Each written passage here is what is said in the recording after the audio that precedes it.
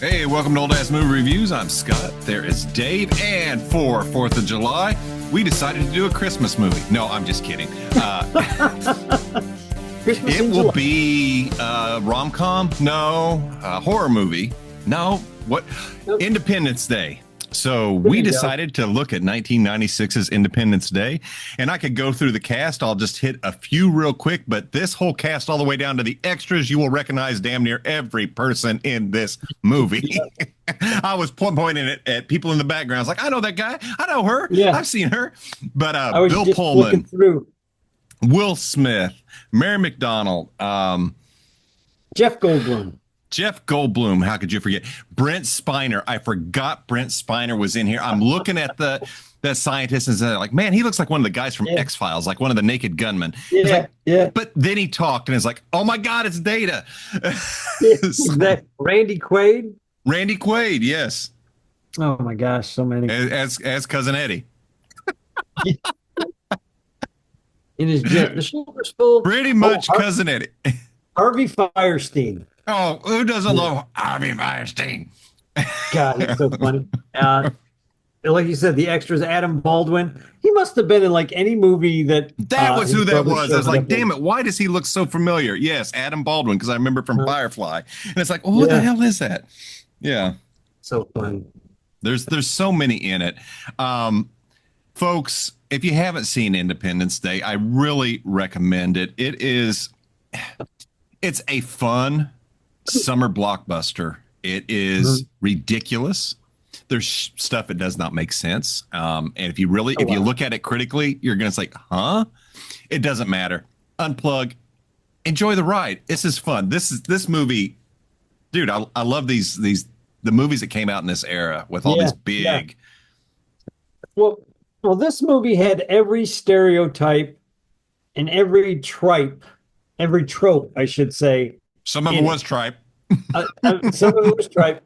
But even that, but the way they put it all together, like it was so, you could see everything that was going to happen. Basically, dude, this movie's a paint by numbers.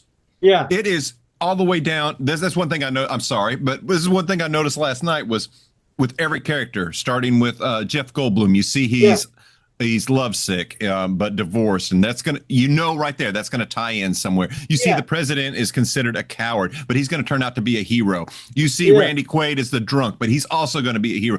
Everybody is set up. Will Smith, every character is just like a checklist being done. And you see it happen. It's like, I don't care. But the way they put it all together, the writers, Dean Devlin and Roland Emmerich. It works. The way they put all this together, and then with the whole recycling of crap and all the pollution crap and all the other make you feel good and have a reason to fight for Earth thing, it all comes together. And they put it all together really well. They really did. The opening scene is probably one of my favorite. No, it's a Star Wars opening. No. The guy's I thought the very, very beginning. No, not coming over the moon, but that's an awesome shot. But I'm talking about when they're on the Earth and the guy's getting ready to putt his little golf ball. They're at the listening station for SETI, and the computer goes off. He calls his boss, and his boss is like, "You better have a damn good reason for waking me up, or I'm gonna send you to and he was gonna send him to Alaska or some shit." And he comes down there, he's reading the chart, and he's like, "Oh boy, who do we?" And he's still in a bathrobe. I mean, he obviously was asleep just down the hallway or something. But I thought he was basically in the right next room. Yeah. I always took it that he's coming out of his bedroom right into the main office. I just, for some reason on the phone call, I figured he'd be calling him somewhere at home. It's going to be a while, and it's like, well, no, he's right there. Nope, he's right there. So from that point on, this movie is it's just great. There's so much to like. The little boy in this movie, cute kid. God, he's an adorable kid. He's an adult now, I'm sure. Yeah, I'd hope so. Ross Bagley was the kid's name. That freaking kid was so cute. Just this little shit, just cute as a button. Will Smith is one of the few movies that I really, really like Will Smith in. Oh, he's perfect in this. This and Men in Black. I really like Yeah. those two movies for sure. Bill Pullman gives the best. He gives the best speech ever that any president could ever give at that type of point. I know, isn't it great?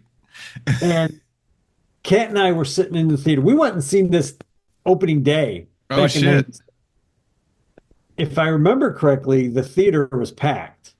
Oh yeah. And it was at this little theater in Jersey. I don't even know if it's still open. But we're sitting there, we're watching this, and we're like, oh, this is actually, you can kind of see what's coming, but it's really fun. Watch the big screen, and Bill Pullman stands up and he starts giving his speech.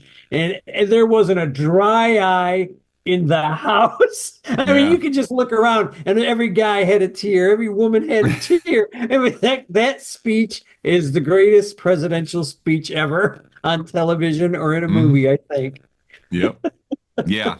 Yeah, absolutely. Bill Pullman delivers a great performance.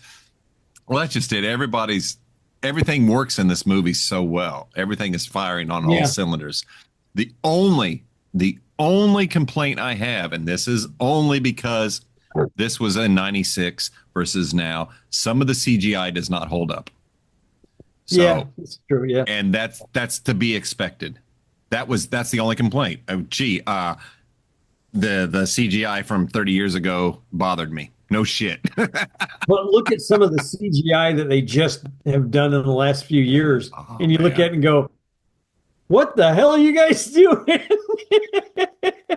Yeah, I mean, it was really good. It doesn't take away from the movie, but we've seen so much, and it's just like it just shows, and it is what it is. I really like to play. Real quick, folks. Overall, planet Earth being invaded by aliens.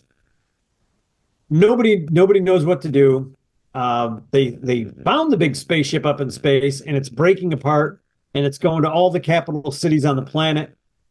Bill Pullman's the president. He's kind of confused. All the other world leaders kind of confused. The only one who's figured something out is Jeff Goldblum's character, and he does, of course, it's Jeff Goldblum's character, because he's looking for a reason why the signals are being jammed for not the internet, but for television, cable. He works for cable, yeah. Television.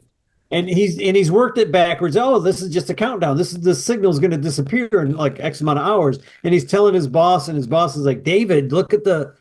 I'm sorry, David, look at the television screen. Because it's Harvey Firestein. God, I love that. He was perfect in this movie too. He was. Poor guy. Then David figures out, shit, big spaceship, getting a countdown.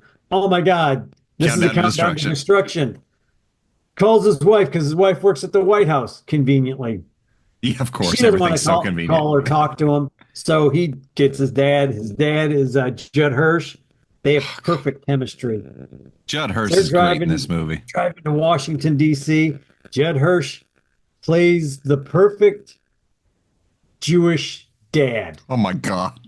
And they were he wasn't that much older than them, I don't think. You're probably if I remember correctly reading, he wasn't all that much older than them. But he plays that part so well. Man, those two had such good chemistry. I'd love to see them in a couple of more movies. It looked like father and son. It really did. Yeah. It was believable, 100%. Yeah. But the whole point is they figure it out. They get out of Washington just in the nick of time. They land at Area 51. They find out that shit's going on Area 51 that wasn't going on before. And it's just, how do we stop the aliens now? Now that we have some of their old tech, we can study it now because it's working. And everything that shouldn't work in this movie works. Mm-hmm. You got Will Smith, whose fighter has come down, winds up punching an alien in the face. See, this is my only problem with this. That costume, that outfit that the alien has. Mm-hmm. It's bulletproof. It's this proof. The freaking thing just crashed its spaceship and rolled a half a mile. And he gets up and punches it while it's still in the costume and knocks it out. It's Will Smith. That's a hell of a punch, man. Is all I'm saying. That is a hell of a punch. Keep him out that long. Yeah, but just everything leading up. I'm just trying to figure out how to word this without giving it all. I've already given it all away. Well, you can give it all away. I mean, this is 1996. Everybody should have seen this by now. It is a fun watch. It's an absolute fun watch. It's a hard movie to review because I don't have a lot to say other than, man, I love watching it. It's fun. It's funny. It hits everything it needs to hit. Jeff Hirsch, he's got one of my favorite lines. The one guy who's the head of the CIA. While all this shit is happening, he's not mentioned that we have a spaceship that crashed in Roswell back in 47. Asshole. He hasn't mentioned any of this. And finally, old Judd Hirsch is like the only old man. He speaks without a filter. He's like, you guys, you knew you had this spaceship. You knew you had all this. And the president and the generals are all like, no, man, we had no idea. How could we know? And he's like, that thing that crashed out in the desert. And they're like, oh, no, and my dad is just kind of old. Don't worry about it. He said, no, you knew. And finally, Bull Pullman's like, sir, I assure you, we have no spaceship. If there was, I would have known about it. The CIA guy goes, point of order kind of thing. Do you want to and say everybody just stops and looks at the CIA guy and goes, yeah, well, actually, we have a spaceship.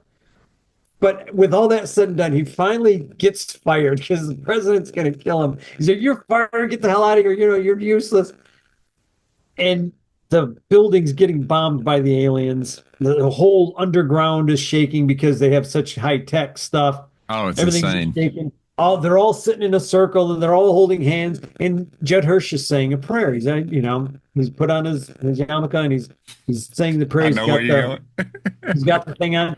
And he holds his hand up. He says, why don't you come down and join us in the circle? And the CIA guy goes, I'm not Jewish. And Judd Hirsch is like, it's okay. Nobody's perfect. It was funny. Yeah, I laughed out loud at that. The reason that strikes me so hard is because I lived in a very, I didn't live there, but I worked in a Hasidic community that if you said something like that, but I'm not Jewish, they would always look at you and go, nobody's perfect. Come on. And it would kill me every time. That's funny. That's funny. Or if you were mad and you were like, Jesus Christ, you'd always hear one of them go, he ain't here yet. It's just like, oh, okay, yeah, you got me. That's funny. But that Judd Hirsch had some of the best scenes because he sets his kids straight more than once. He's the one who gets the president to open his eyes and get Judd, the woman, what was her name? I can't remember. Mary McDonald was the vice president. I mean, the first lady. Margaret Collin was Constance Spano. That was was what's his name's wife. Gets her to open her eyes. It's just a really good. This was a really good cast. Like, yeah, dude, everything. This cast, I can't imagine anybody else being any of these other characters. It's because they all nailed it, and that's now that we see this, and it's like, damn, it was just everything just came together for this movie to work the way it did. I love that it shows just how some people would be, because there's a lot of unrealistic things in here. Like, there's no way in hell anybody's getting out of that city. If you were telling me I need to evacuate and there's just a few hours, you know what? I'm just going to sit down and it's like, well, my fate will be what my fate will be because we ain't getting out of this fucking shit. But then there's the other people who run up to the building tops and stuff like that. And, like, hey, that come take us. More often, I think it will happen. And I get it. I may want to come take me, get me away from this shit, but I get it. And if it's the devil girl from Mars, well, then I'm definitely in line. But that's devil girl in Mars in the leather. That was an unrealistic movie. That ending is the most unrealistic thing. No, it wasn't, Scott. Shut up. The ending was unrealistic. That's what I meant. The ending was unrealistic. They wouldn't have had to do that. We've talked about that, folks. Go back and listen to our review of one of our biggest surprises in our time of doing it has been Devil Girl from Mars. And I know some of y'all have went back and watched the movie and have said to me, I don't know what you guys saw in this. I don't either, but I absolutely love it. So Yeah, anyway, exactly. Because it's so outrageous. I And then love you that look at it, movie. it's outrageous, and you look at it and go, nobody back in the 50s would have been like that. They would have been lining up. I don't give a damn who you are. Wait, do Yeah, all the yeah. women look like you? Well, yes, they do. Sign me up, toots. Do you smoke cigarettes and drink beer? Yeah, yeah. Anyway, but that's a different kind of alien. These Yeah. aliens came to basically ta take all the resources from the planet and leave it and move on. They Yeah, they're going to strip mine it, pretty for lack much, of a and better they, term. from what I understand from this, what they came up with to explain in the movie, because the president saw inside, I guess there was like a little mind link Yeah, with the alien, and he saw their plan, and they are like nomadic, the aliens were, and they travel on the smaller spaceships were 15 miles in diameter. I forget what they said. The mothership was insane. I don't know if they ever said how big the damn thing was, They but those did. It was spaceships were freaking like insane. taking over entire cities. They'd fly over a Yeah, they were city and darken it. 15 miles, man. They were Yeah, massive. And that was, but he saw that they were like nomads who would travel from planet to planet. They'd right. just wipe out and take all the resources and move on. And they were like locusts, is how they described it. And it's like, wow, yeah. This is A Bug's Life. This is the Seven Samurai formula again. Holy crap. It's in every movie almost. Yeah, you It can really see the is. samurai being set up. You can. Everybody is set up in this. I like Damn. I like when Goldblum comes up with the idea, hey, have you got a nuclear missile? We'll take their own spaceship, we'll fly up there, and we'll just Well, launch a nuclear missile. We'll do, in the mothership, we'll take it out. And everybody's just looking at him going, yeah, we got a nuke, but who's gonna fly the machine? He's like, oh well, Will Smith's character is like, yeah, I've seen what they can do. I think I can fly it. Yeah, right. And he's like, okay, that's fine, but who are you going to get to launch this? And Goldblum's like, well, I guess I got to go. And they're like, no, you can set it. His wife is like, no, you can set it automatic. It'll blah blah blah. And he's like, no, if something goes wrong, I got to be able to get in the system and do it and fix it.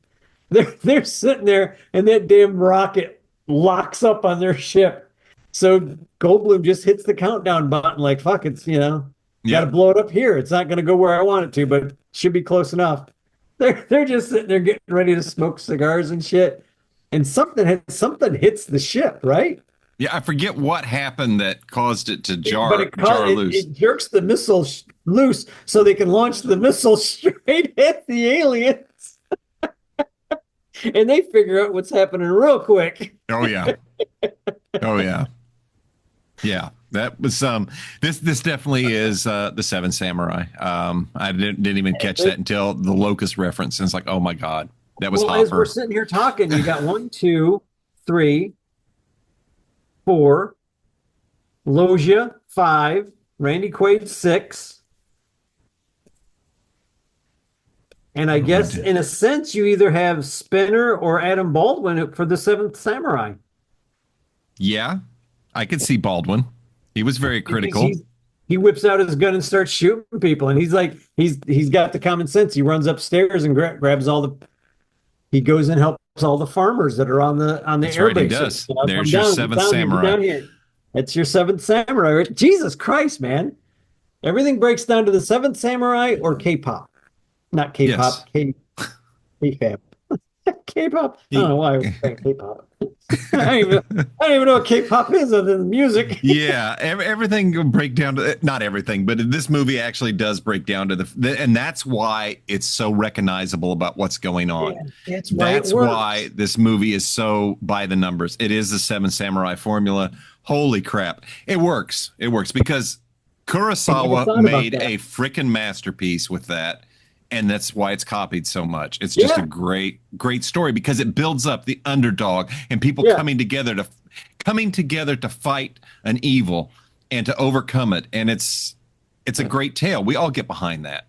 So yeah. I really dig Goldblum's character. Oh yeah. His wife has broke up with him because he's gone to MIT. He knows all this. He knows how to do all this crap. But he's perfectly happy being a computer doing nothing with his life, or working for the Comcast or whoever he's working for. He's perfectly happy doing it. He was making a good living. He was content, and his wife wasn't, and she didn't understand. She basically thought he was wasting his life, and he's like, I wasn't wasting my life. I was with you. Yeah. And Yeah. that just broke her, He said, man. She's like, I thought I did, do yeah, something. I thought I did yeah, have something I or thought try to we make were, something. yeah, Yeah. and Or she something. that just broke her, man. She's just like, oh boy, did I say the Yeah. wrong thing? Yeah.